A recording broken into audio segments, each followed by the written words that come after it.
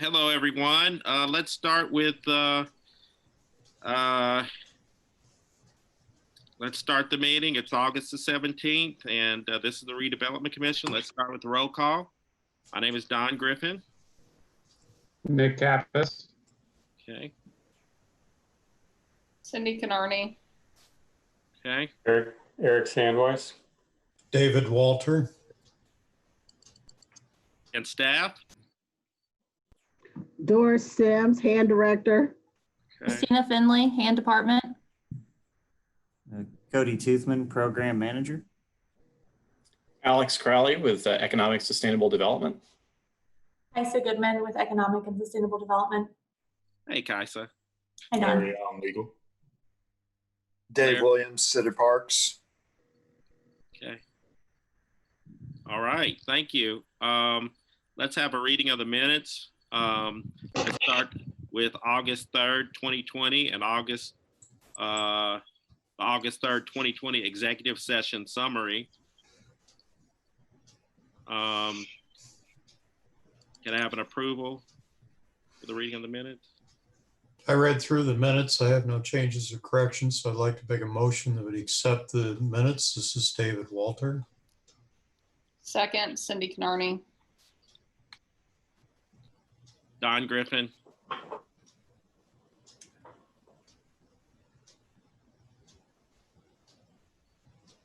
Did you? Oh, I'm sorry. I'm sorry. I'm sorry. I'm messing up. All those that approve? Cindy Canarney, yes. Don Griffin? Yes.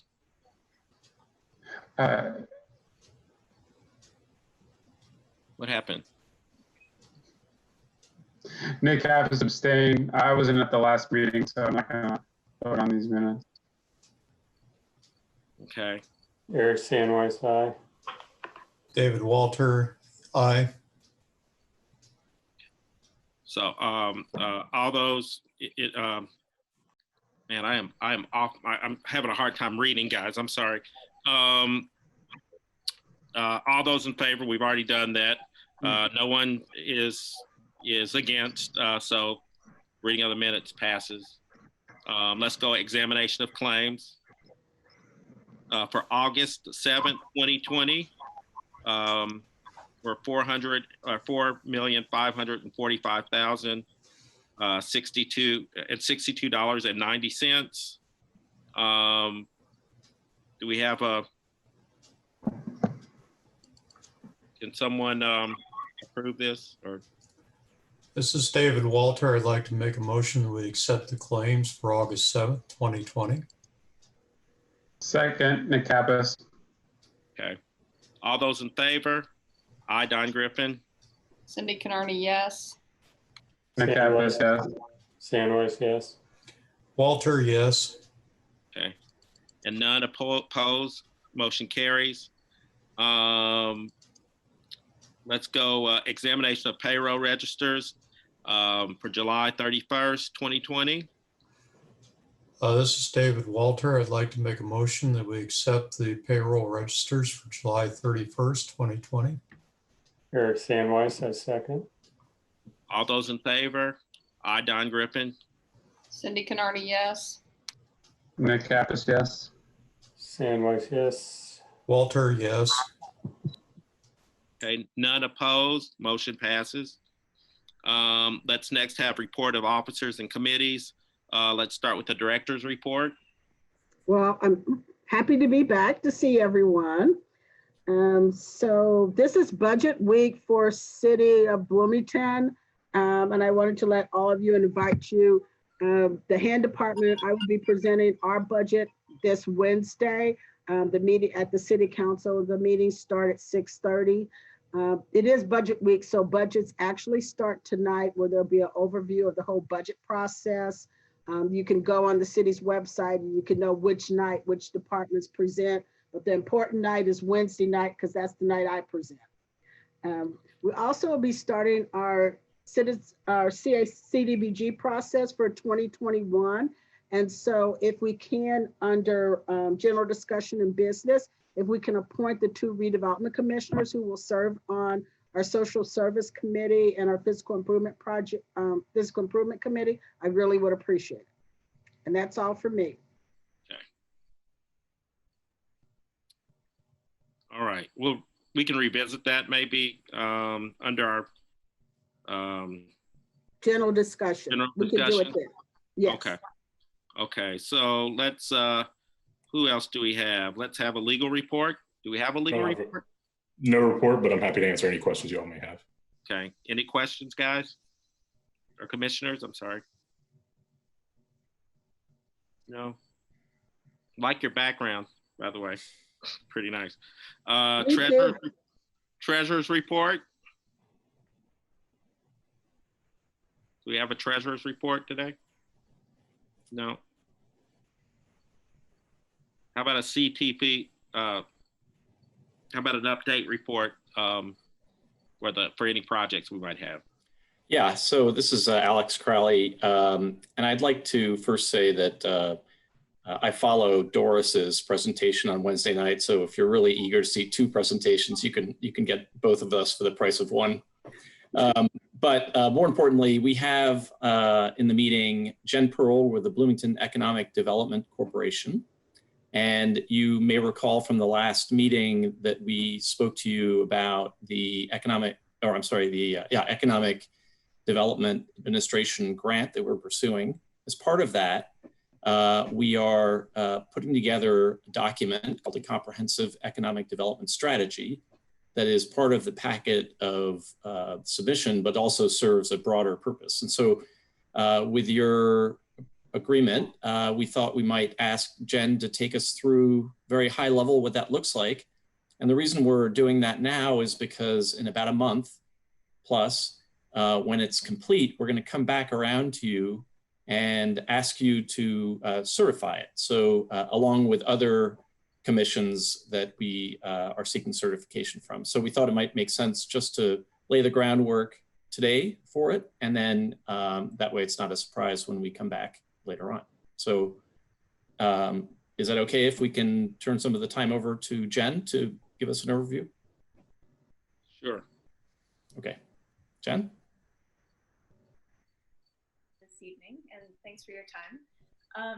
Just a quick recap, and for anyone that's watching on CATS, the Bloomington Economic Development Corporation is the organization that I represent, and we're a nonprofit whose mission is to support the creation, attraction, and expansion of quality jobs across Monroe County. And we are partnering with the city of Bloomington on putting in an application to the U.S. Economic Development Administration for CARES Act funding for economic recovery. And the concept that we're pursuing is funding for a trades district technology center. That center is going to be focused on the rapid commercialization of technology and the growth of tech companies and employment in our community as a way to develop future-focused employment moving forward. The 2 main components of the center are programming and services to help our companies grow and to help rapid commercialization of technology that's coming out of research in this community, as well as building a facility in the trades district. The federal government, through this grant opportunity, has said that they may be able to provide up to 80% of a federal match for that. And we spoke last week about the other local components of that. The city of Bloomington is working on the building aspects of the application related to building the actual facility. And the BEDC is working on the concept for the application, as well as a feasibility study and a comprehensive economic development strategy equivalent, or CEDS equivalent for short. So these are all different components of the application that are required. The CEDS equivalent essentially outlines how this center is going to strategically fit within our community and our plans moving forward. The feasibility study that I mentioned, we're working on that separate component of the application as well. And that essentially is validating the market demand for our plans. So CEDS, that is broader. That's the strategy. And then feasibility is looking at validating how this will actually, there's a market demand for this. The SEDS equivalent is a participatory process. And so we're going to be drawing from existing plans that are on the books across the community, from different organizations and from the city of Bloomington, because there has been a fair amount of work that's been done already on how technology is a growth sector for our community moving forward, and that there's potential for future employment in this area as well. And we'll also be consulting with relevant stakeholders in the community as we're developing this for the application. So you will be hearing more about that. And September 30th is still our target for submission for the application. So that's what we're aiming for.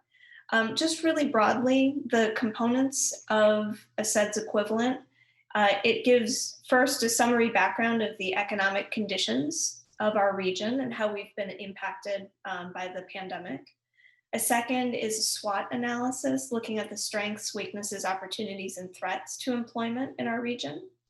A third is a strategic direction and action plan that builds on the SWOT analysis.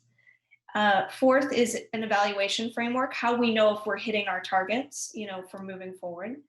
And finally, taking a look at economic resilience in terms of our community's ability to withstand economic impact from things like a pandemic and other disasters in the future as well. So those are the very broad brushstrokes of this.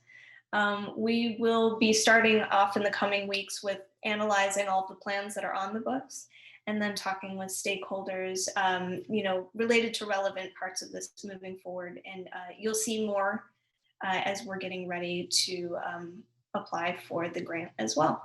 Does anyone have any questions?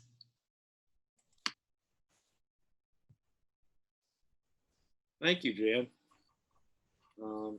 Yeah. Thank you, officers and committee members for your reports.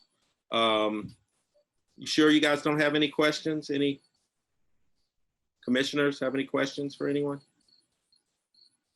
Okay, let's go on to the next, let's go on to new business. Let's start with the resolution 20-46, approval of public service funding agreement for community kitchen. Who would love to speak in regards to this? Don, if I could put something in here, these appear to be our community block grant funding here for the next year. And these are all, the first 6 are all social service. You want to put them all together? Yeah, can we just put these together as one block vote for those? I would absolutely love that. That would be great. So let's go with A through F, if everybody's okay with that. I'm going to read them off, though. Read each individual one off. I'm getting some feedback, though. Did you guys hear that? No? Okay, it's gone now. Okay, I'm going to read them all off. Okay, so starting with resolution 20-46, approval of public service funding agreement for community kitchen. Resolution 20-47, approval of public service funding agreement for Hoosier Hills Food Bank. Resolution 20-48, approval of public service funding agreement for Monroe County United Ministries. Resolution 20-49, approval of public service funding agreement for Mother Hubbard's Cupboards. Resolution 20-50, approval of public service funding agreement for Middle Way House. And resolution 20-51, approval of public service funding agreement for Boys and Girls Club. Now, should we, does anyone want to speak in regards to this, Doris or someone else, or do we just? I'd like to make a motion that we approve resolution 20-46, 47, 48, 49, 50, and 51. This is David Walter. Okay. Cindy Canardi seconds. Okay, and before we get a full vote on that, I have to ask the community if there's someone that wants to speak in regards to resolution 20-46 through 20-51. Okay, I'm sorry, I was having Or 50. my Zoom screen. So we have on the meeting Cody Toothman, and Cody is our social service program manager who will oversee these funding agreements. And as you know, earlier this year, we received approval, you approved our community development block grant funding for our fiscal year of 2020. These are the funding agreements for the 6 social service agencies that receive funding under the block grant program. These funding agreements will be backdated to June 1st, which is the beginning of our block grant program year. So it'll go from June 1st to May 31st for funding of the agencies. Okay. I don't know if there's anything you would like to add, Cody. Not at this time. Okay. We have a motion and we have a second. All those in favor? Aye, Don Griffin. Cindy Canardi, yes. Nick Kappas, yes. Eric Sandweiss, yes, and thank you to all the volunteers who put in the time to evaluate these proposals, which I think is appropriate for us to do as well. David Walter, also yes. Is that it? So we have Cindy Canardi. Nick, did we have you? Yeah, did you hear me? I didn't, but. Oh, okay, yeah, Nick Kappas, yes. Okay. None opposed. Motion is approved. Motions are approved. Let's go on to resolution 20-52, 5th addendum to the Rundell Ernestberger Associates Agreement for Switchyard Park. Who wants to speak in regards to this resolution? Good evening. It's Dave Williams, Operations Director with City Parks and Recreation. Just a little background as to where we are in Switchyard Park. Weddle Brothers Construction, our general contractor, has received substantial completion for all work in the park. However, there is a good-sized punch list, basically a list of imperfections, things that need to be corrected to be in compliance with the plans and specifications. We believe the time that Weddle Brothers Construction and their subcontractors will need to finish all items on the punch list and complete other contractual obligations such as closeout documents, owners and operators manuals, as-built drawings, things of that nature. Again, all required in the construction contract agreement. Will extend likely deep into the month of September. So addendum number 5 is a request from our consultant that was not only our design consultant, but is our construction administration and inspection consultant as well on Switchyard Park, to extend for the months of August and September their services for a total amount of $94,100. I would mention that that's not all inspection. It will be certainly a lot of inspection to verify that the contractors on the project have completed all of the punch list items to the owner's satisfaction. But we also, under Rundell Ernstberger, is a subcontractor, our subconsultant, BCA, which is our environmental consultant. You may be aware that we have an environmental restrictive covenant with the Indiana Department of Environmental Management for remediation of the coal ash and cinder soils in Switchyard Park. We have adopted that requirement, and we're absolutely been diligent about making sure that all conditions contained in that covenant and the related requirements are abided by the contractor. That's been something that's required frequent field inspections, particularly with the amount of cover soil that is required to cover over the coal ash and cinder and give the public a safe, clean buffer of soil between what lies underneath and the finished berm or finished park space. We want to have Bruce Carter Associates BCA's staff on site for the remaining site work to make sure we're absolutely in compliance with our IDEM requirements. So they're included in the $94,100 request for $13,200. Another item that has occurred on the Switchyard Park project, we encountered some groundwater near the foundation of the new park pavilion, which is arguably the flagship facility in the park.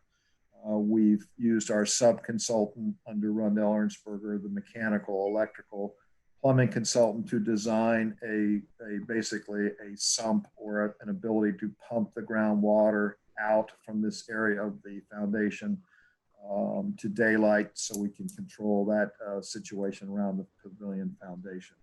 So this will basically be to keep Rundell Ernstberger, BCA environmental folks, and oversee the final completion of the park. We do have some issues at the pavilion that we're working through, but our inspection will not require a number of full-time inspectors that we've had previously. Addendum number 4 was substantial in that we had to add about 8 months of additional time to the contract. This is kind of the wrap-up phase. We fully expect for all work to be completed by the end of September. The project has gone over schedule, and I think Larry Allen can speak to where we go from here with regard to additional fees. But I feel very confident that this will be our last addendum to complete the project. And with that, I'm happy to answer any questions you may have.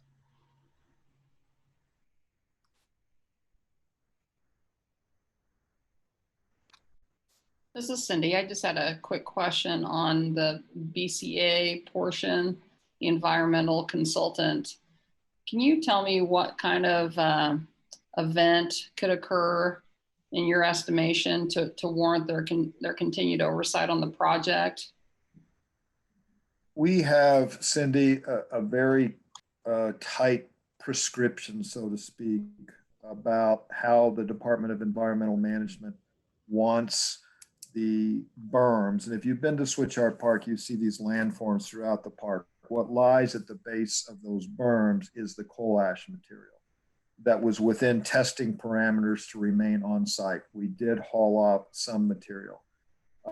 We have found that in order for us to make sure, absolutely sure, that we are compliant with the number of inches of soil, number one, the source of that soil, we have to make sure that anything brought into Switchyard Park has to be tested as being environmentally clean or within the parameters that IDEM has set for us. So we have to make sure that we test any off-site sources for what we call cover soil, and also the sources of topsoil. And we've found that we have to be on site when this earthwork is being done to make sure, and we literally are going out with a ruler. You've only got 4 inches here, you've got to add 2 more inches. You've brought in a truckload of material that was not tested and approved. We're trying to be very diligent about the point of entry for this material onto the property, and then the various layers of protection over the coal ash are done precisely as IDEM has mandated. And that's been something that we've found that we're spending a lot of time monitoring the construction activities and make sure that they are in compliance. So just a quick follow-up question. So do you anticipate more earthwork and dirt to be brought onto the site? Or do you anticipate the size of the berms to be disturbed or kind of redone? There are several areas where they're going to have to be redone to the point where sod literally is going to have to be peeled back and additional soil put in, and then the sod reapplied. There also, we're finding some areas that were improperly graded as far as the slope and contours, to where they have to excavate previously capped soil and put in a drainage tile. That disturbs the remediation cover, and we want to make sure once everything is put back in place that, again, the required number of inches of cover, be it cover soil or topsoil or sod or native plants, are put back in compliance with the remediation plan. So there will be a little bit of work in the main body of the park because it's basically the conditions of drainage were unacceptable. And then on the Walnut Street entrance, there will be a little bit more earthwork where we've installed a couple of new berms. Thank you.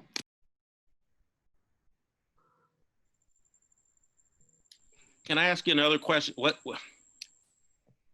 the soil work, the elevations that should have been done the right way. Who was? That was Weddle Brothers' responsibility again. It was. Now, we did add a couple of berms, and we've changed the size of a couple of berms to try to keep our material on our site versus hauling off. And I think we've done that fairly successfully. Now, there is a berm on Walnut Street that ended up being bigger and taller than what we would have liked, but that's the last berm that needs to be constructed. Everything that was a waste material on the job site is now encapsulated in a berm if it wasn't previously hauled off. So this is the berm that's in front of that's north of the night move site. Right. It is bigger. That I think that, well, I've been looking at that and wonder how we're gonna, some of the plans are preliminary plans for the apartment complex. We've got retail coming in off of that. Yeah, we're aware of that. And I think Alex may want to weigh into, we reached out to him and we reached out to the administration to see if it was something that we could live with. And Alex, you can correct me if I'm misstating my memory on this, but I believe the consensus was that, yes, we could live with it, the size and shape and depth of the berm. On the one that you're speaking of, Don. Okay. Yeah. Okay. So I think from the perspective of the development that would be going into the south, it's actually not a bad thing, because in fact that ground floor as it's currently designed, especially towards the west side of the building, would have kind of a parking garage, wall. So it masks that a little bit and it creates a little bit of a nicer way to, look at the building. And, I think we, our only concern was the potential impact on commercial that might exist on the easternmost side of the building, northeast corner of the building. But I think Dave and his team have done a good job sort of flattening out that side of it. So I think we should be okay.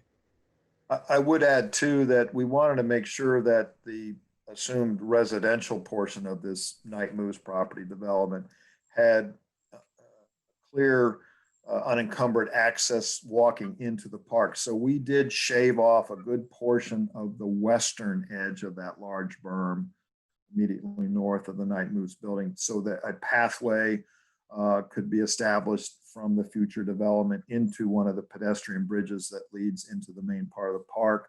We also had them clear a ring around the bottom of it, so there would be a mowable edge that was at a slope that a riding motor can negotiate to clean that area up. So we have downsized it a little bit, and based on the input that we received. Okay.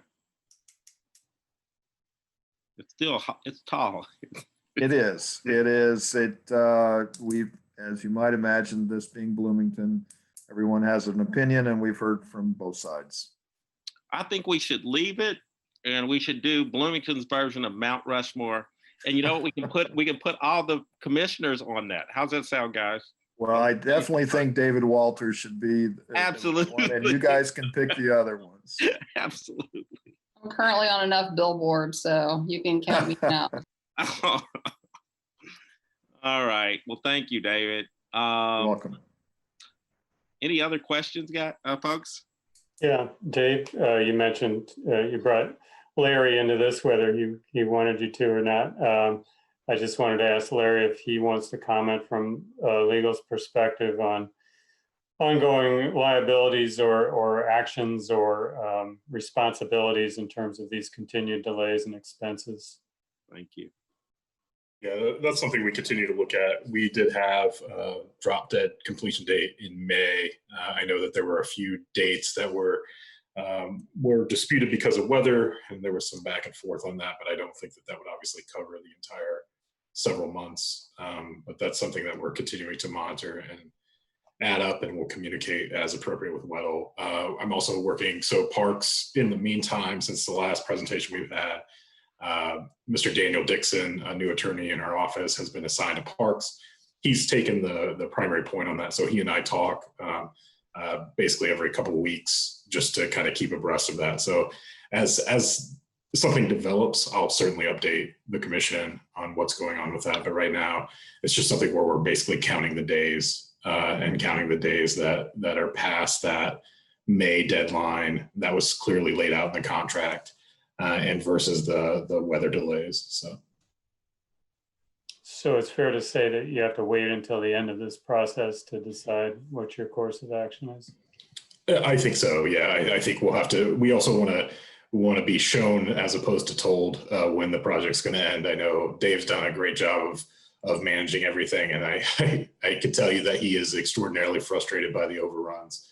And so whenever all that gets wrapped up in September, and making sure that the way the punch list is completed is up to the standards also of the city of Bloomington and the exacting detail that Parks has demanded, and rightly so, of this project.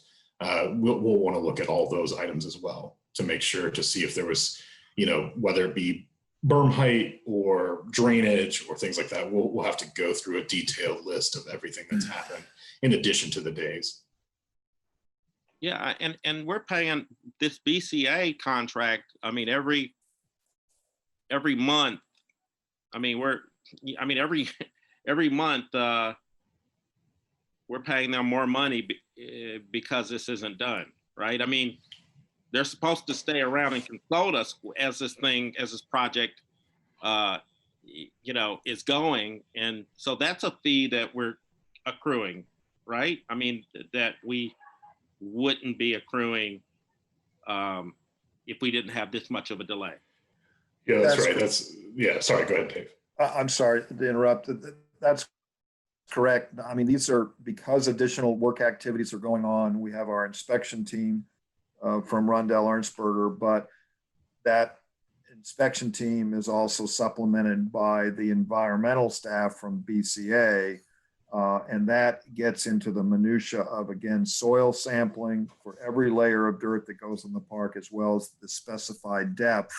It gets into really technical, detailed work, because when IDEM does come down and do a final inspection, we don't want to find that they've shorted us on depths of soil, or they test something and we don't have the data to support why we put material in the park. I mean, the irony of us allowing a truckload of anybody's topsoil or anybody's garden soil to come in that could have brought unknowingly contaminants onto the site. That's the most fundamental reason why BCA is on site. They're doing the testing, they're doing the verification, they're doing the sourcing of the material to make sure everything is as IDEM has required it to be. When we set the bar pretty high with environmental covenants, was not something the city had to do, but we set a standard for the Beeline Trail. Again, similar railroad waste that had to be remediated. And I think it speaks well for Bloomington and for our department that we wanted the additional assurance to the public that what they are recreating on, what areas of Switchyard Park or the Beeline Trail that they use recreationally are safe and public health can be preserved, and there is no issues with regard to liability or safety about the material that lies underneath.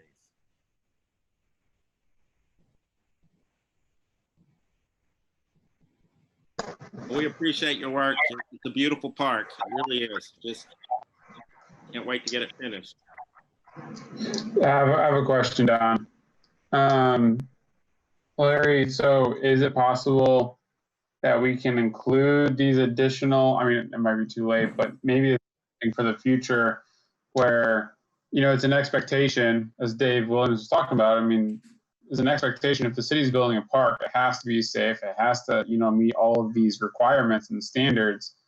But is it a possibility in the future that we build in language that these type of fees where we have to have environmental consultants, or not consultants, but rather environmental individuals that are just making sure that everything's going to code, that fee is covered by the construction company that is well over time? Yeah, so there's two aspects of that in terms of our contract, which I think we've discussed in the past. One is liquidated damages. So the contract originally, as written with Weddle, provided for liquidated damages for any overruns past that guaranteed date. So that's one aspect, and they're significant liquidated damages as well for that.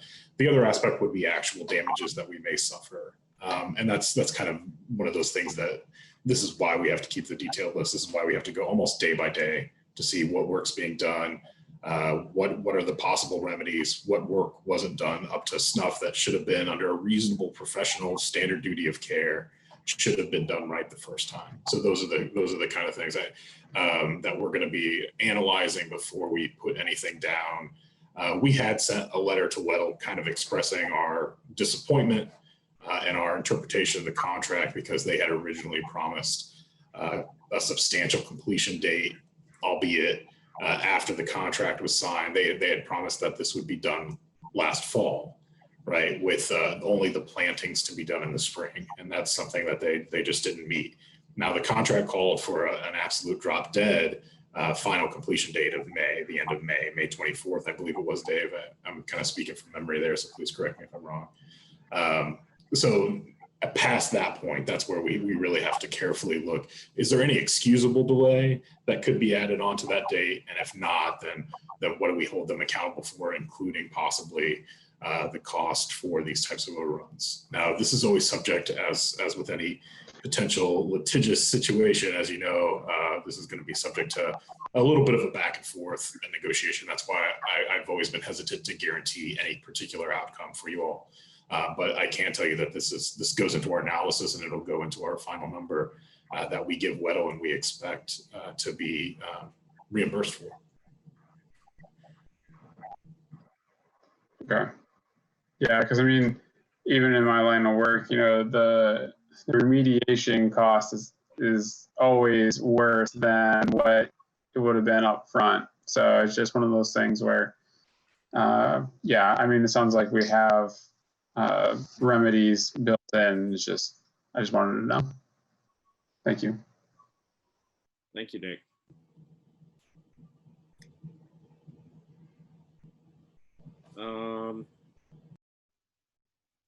So any questions from the public in regards to resolution 20-52? I don't think so. Do we have a motion? Anybody would like to make a motion, I guess?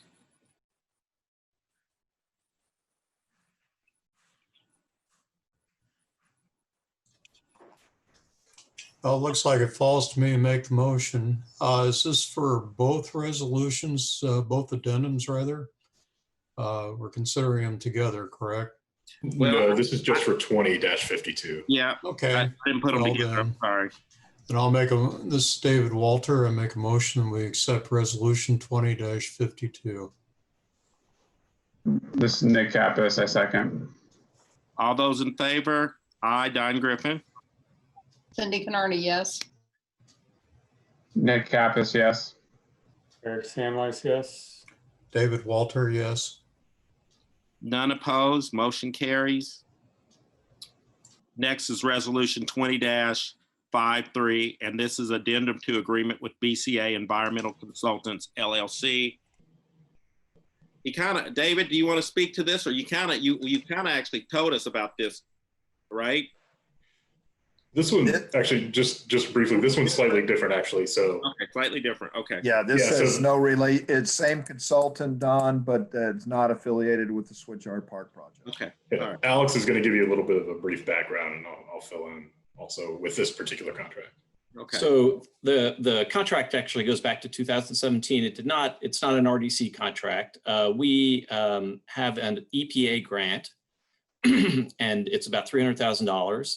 And it allows us to fund phase 1 and phase 2 studies for developments in the city that we think are primed for development, or land, I guess, that we think are primed for development. So the grant was awarded to the city, and BCA is helping us administer that grant. And you'll see a copy of the 2017 agreement, I believe, in the packet as just a reference. So that agreement and the work that BCA has been doing, most of the work they've been doing for the city over the last couple of years has in fact been within the parameters of that agreement. And the way that that works is we incur costs, we pay BCA, and then we go to the EPA and we actually are reimbursed for those costs. So that is a kind of zero sum finally of funding. In addition to that, BCA has proposed a couple of other things and has done some additional work. And so what's in front of you is really the combination of several of those, one of which I'll speak to first, which is an arsenic study for the city of Bloomington, which is similar to what has been done in Terre Haute and Indianapolis. We have elevated arsenic levels. And the problem with having those, which is kind of a natural phenomenon in Bloomington, is that EPA has a standard arsenic level. If we exceed it, then there's all of this work that has to be done to remediate the soil.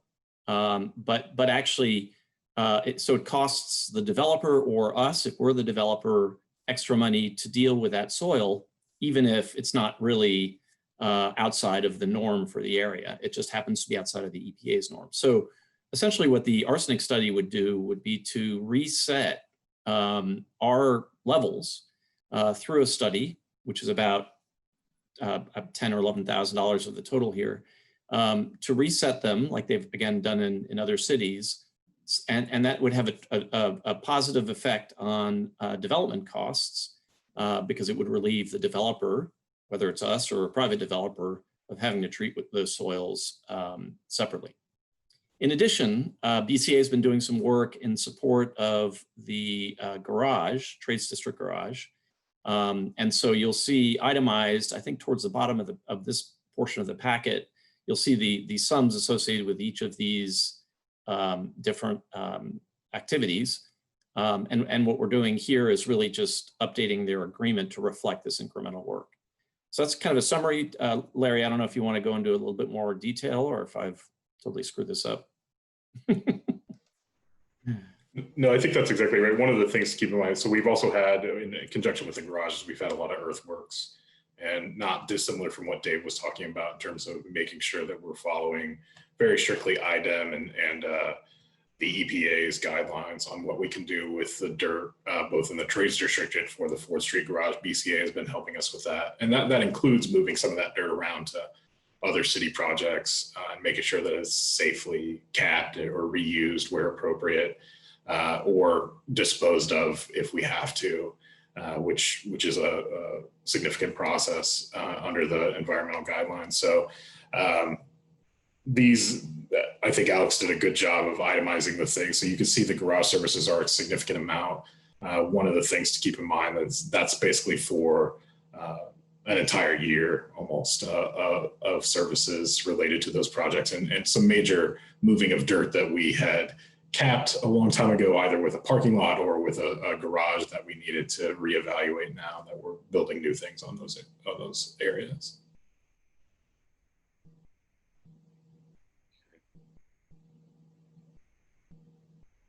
All right. Does anyone from the public have any questions in regards to Resolution 20-53? No. Any redevelopment commissioners?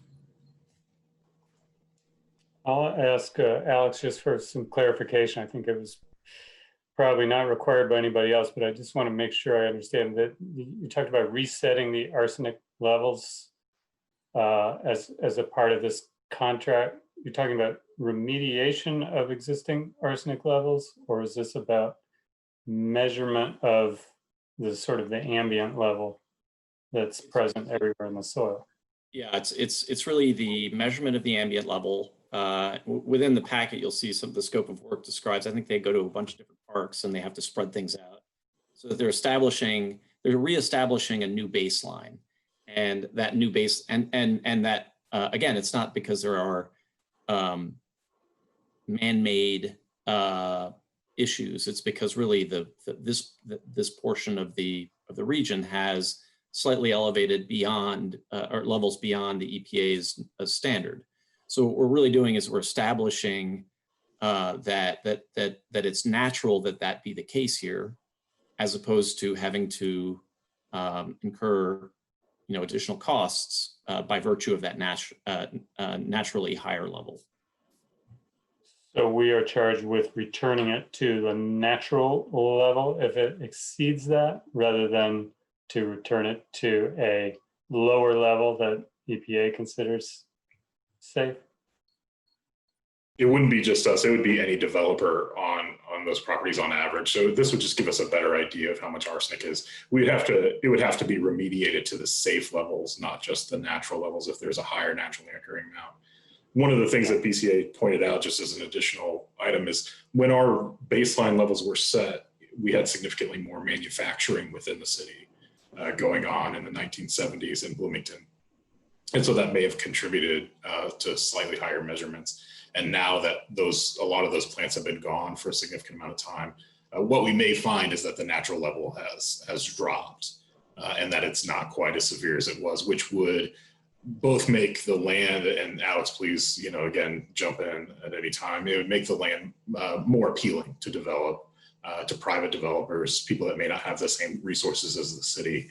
But it also help us get an idea of whatever you have to do. So any knowledge that you have going into the redevelopment of properties for us is good, because that way we can budget for exactly what we have to do and how much effort it's going to take to bring those back to EPA levels. So it's more about having the measurements that allow us or other developers to anticipate the prospective costs of the remediation that will still be required. Absolutely, yeah. Thank you. And the cost of this is part of a grant, correct? No, so the grant covers only the phase 1, phase 2 work that they've been doing. And in fact, we're about to wrap that grant up by the end of September. So that grant is wrapping up. This would be outside of the grant. It would never have been covered by the grant by virtue of what it is. And so this is outside of it, as is the remediation work, because that also is not a phase 1, phase 2. We did use the grant for the phase 1 and I believe maybe the phase 2 on the Trades District garage. And so what's being requested for funding here is actually a supplemental to the phase 2 for the Trades District garage.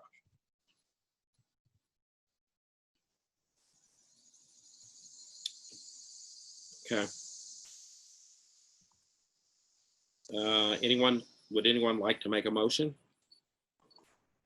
I'll move approval of resolution 20-53, amendment to the agreement with BCA.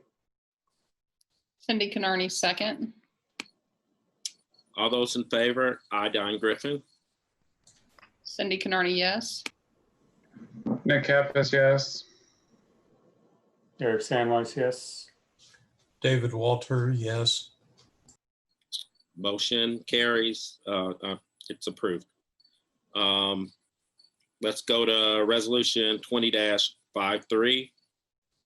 Third addendum to agreement with Core Projective LLC. This one is pretty straightforward. So as some of you may remember, we engaged in a consultant, a project management consultant, to help us throughout the development of the Trades District. Also, her name's Kelly Boatman, otherwise known as Core Projective LLC. It's her business. She was instrumental in helping us develop the mill, get some of the infrastructure in the Trades District. She's continued to help along with, now that we're developing with the EDA grant within the Trades District. She also is helping with the hospital reuse site and the convention center. This essentially just extends her contract date through the end of the year. It doesn't add any money to it. It's just to make sure that some of these ongoing projects, that we make sure that she can finish out her portions of it. If there's some other extension, we may renew the contract or bring that to you later. But as of this time, this is just to extend the contract through the end of the year with no new funding, because the funding was already allocated by you all in the last addendum to her contract. Okay. Any questions from the public in regards to resolution 20-54? And there isn't any. So any questions from commissioners? All right, can we have a motion? Cindy Canarney moves approval of resolution 20-54. Eric Sandweiss, I second the motion. All those in favor? Aye. Don Griffin. Cindy Canarney, yes. Nick Apis, yes. Sandweiss, yes. David Walter, yes. None opposed. Motion carries. All right. Thank you. That's all the new business we have. We've got some general discussion. And Doris, you wanted to speak in regards to something? Yeah, so as you know, each year the hand department administers for the city of Bloomington the Community Development Block Grant Program. And our process starts in August, where we put out notification to applicants about the availability of funding that will take place for 2021. We have two committees, one a social service committee that reviews all the social service applications, and one a physical improvement committee that reviews all the physical improvement applications. And we always have two members from the Redevelopment Commission serving on each of the committees. And so I was just wanting to check with the committee members. I'm trying to remember who served last year. David served with the physical, if I'm not mistaken, right, David? I really don't remember. I've been on both committees both times, so, but it may have been the social services. Yeah, I think I did physical. You did physical? Okay. I'm happy to volunteer on either or both. Okay. I can volunteer for either as well. Okay, great. Dag, now we got too many volunteers. You want I'm to gonna put, no, that's two, Cindy and Nick.